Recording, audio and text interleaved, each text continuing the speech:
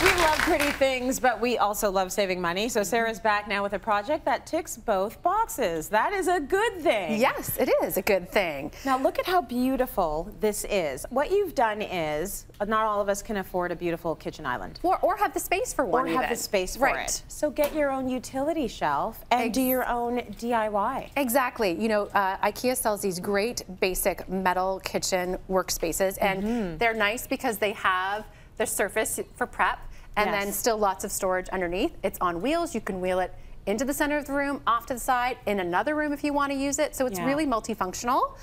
But it doesn't add a ton of style to a space necessarily, just on its own. So I wanted to kind of elevate it, and I did it in two ways. I used spray paint and wallpaper.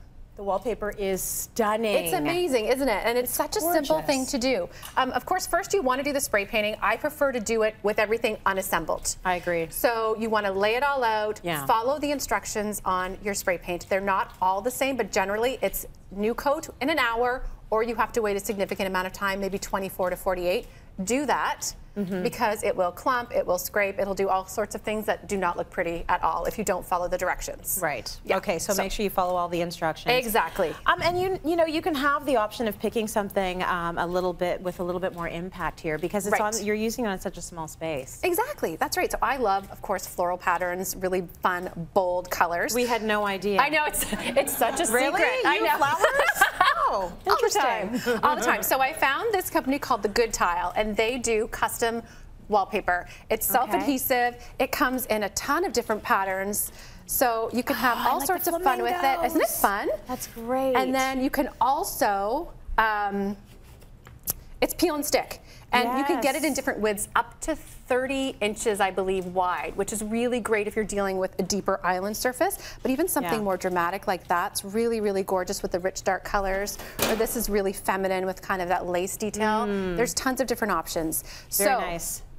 There is a trick to applying it. Yes. And I'll tell you what it's not. What is it not? It's not peeling the paper off completely, setting it upside down on your floor, and putting the cart on it. Is that what you tried? If you want your paper to end up in a ball, that's what you should do. Okay. If you want it to work, here's plan B, which works a whole lot better. right way. You want it, and I'm using smaller pieces here just because it's easier to show. Yes. And of course, I'm just going to work around this. You would not attach this before putting it on. Right. So you're going to peel gradually. Okay. You're going to just peel as you go. Okay. Oh, so it's more like that. You're not going to tear the whole thing off. Yeah. So you want to also have excess. So if you're going to order it, make sure you have a good 1.5 inches wider than what you need because you want it to come right down to that edge.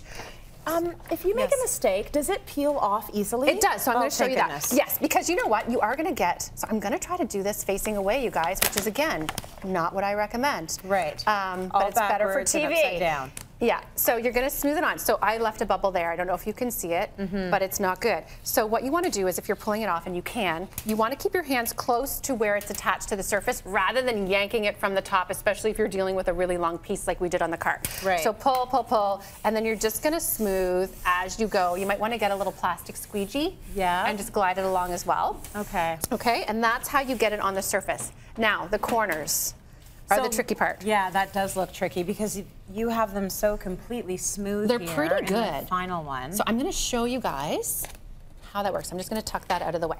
Okay. So what you want to do with your corners, and again, I am doing this blind right now. But you cut. I don't know if you can see this. You cut. Yeah. Like that. Can you see the difference there? Yeah. Right up to the edge. So a little bit more. And then it's like wrapping a gift. It's very similar to wrapping a gift. You're right. You're going to tuck that piece underneath, so that's going to be hiding under.